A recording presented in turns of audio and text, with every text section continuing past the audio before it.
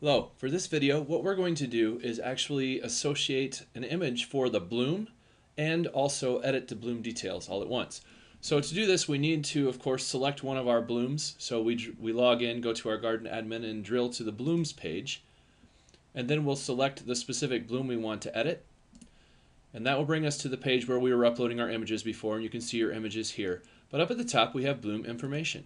When we do that, you can see that this is the start and end date, the details, and we have a master image for the bloom. We click on Edit Bloom Info Details, and here we can actually change the date. So if we actually wanted it to be June 15th through June 22nd for whatever reason, we can change any of these details we want. And so, we could edit this here if we needed to, but we don't need to.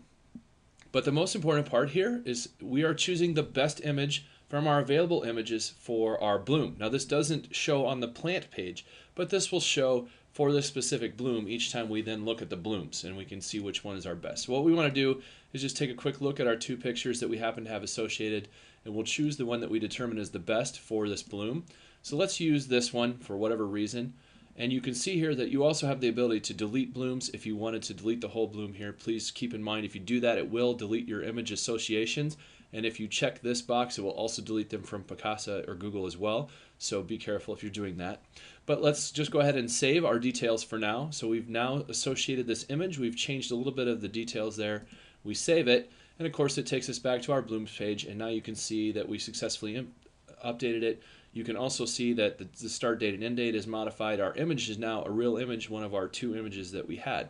The other thing is if we go back into our page and we drill into the bloom you can see that the flower itself does not have an image yet.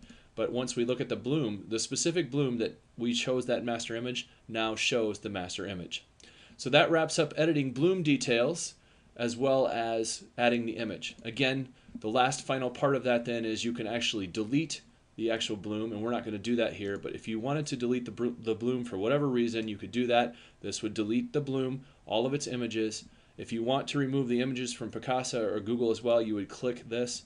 Now if you do accidentally click it, it will give you a warning and says, are you sure you want to do this? You can cancel out and it won't do that, and your images will still be on Picasa, so just be aware of that. Also, if you click on delete, it will tell you that if you don't have this checked, we're going to leave the images behind, and we're going to just leave them there for you on Google. So if you don't want to remove them from Google, you can still delete the bloom from the system and not lose your images at Google.